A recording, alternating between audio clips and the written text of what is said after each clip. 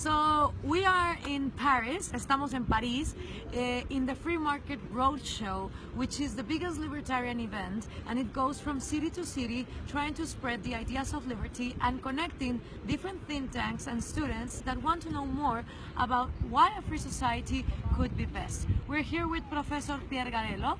He is one of the heroes of liberty, mostly known in IES, the Institute of Economic Studies in Europe. So thank you very much for being here.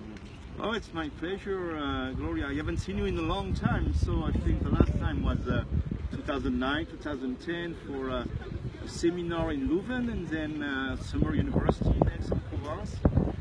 What have you been doing all that time? Apparently you are doing quite a lot of things. Can you tell me? Yes, of course. Well, actually, after that Liberty seminar in Leuven, I got so interested in knowing more about the ideas of liberty that I went to the Cato Institute for doing an internship, and then I applied for a master's degree in the CAIU Leuven, thinking, completely mistaken, that this university would host the ideas of free market and free societies, and it was completely the opposite. But it was also an interesting exercise.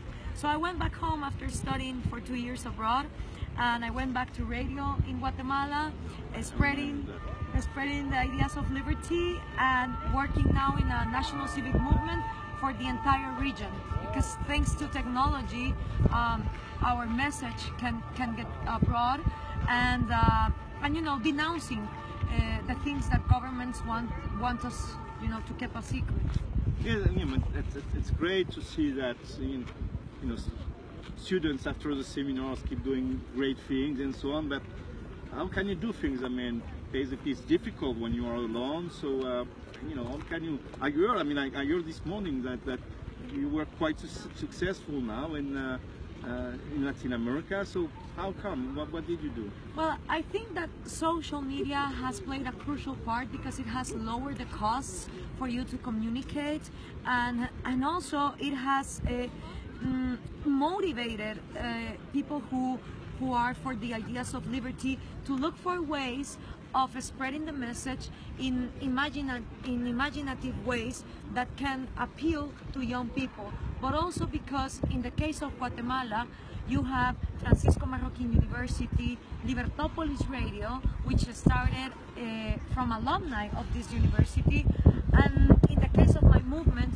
people who also are investing in long-term ideas so that one day free societies can be possible. You cannot do it alone. You need like an army of people, and I see that with liberal ideas, that we need, like in a battle, you need people in a horse, you need people in the tower, you need others with the arrow. We need all different disciplines to come together.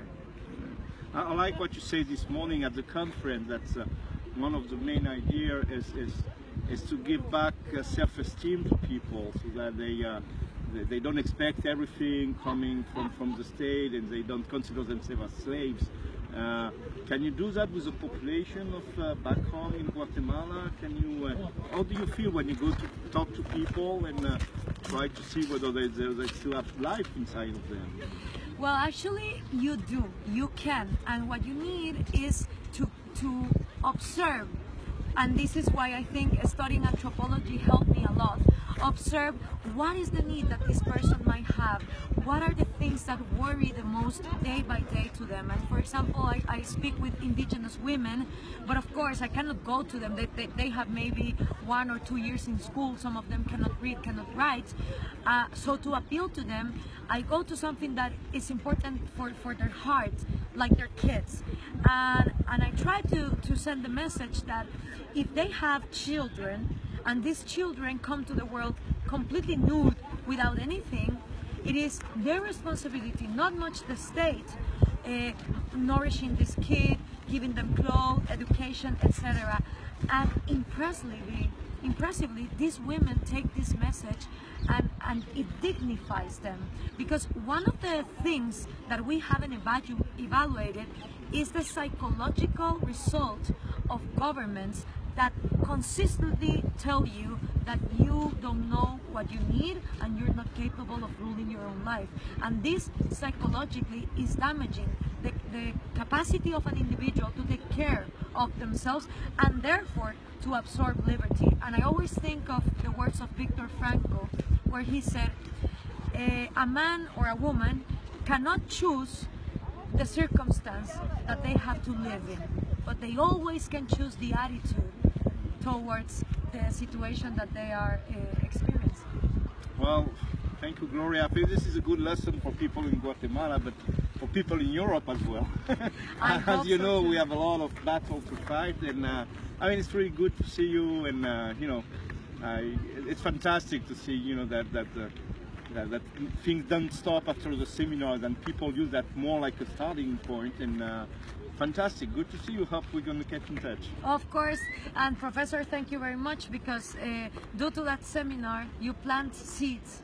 This is only one seed, but there are a lot of seeds that this great professor has planted, and the Free Market Roadshow has been doing this amazing job along Europe. So you can follow it, even if you're not present in the conferences. You can then watch them online. They are available there. More than 40 cities, the biggest libertarian event. So we hope that this message can get to you and that you can also share it with your friends. Till the next time. Goodbye.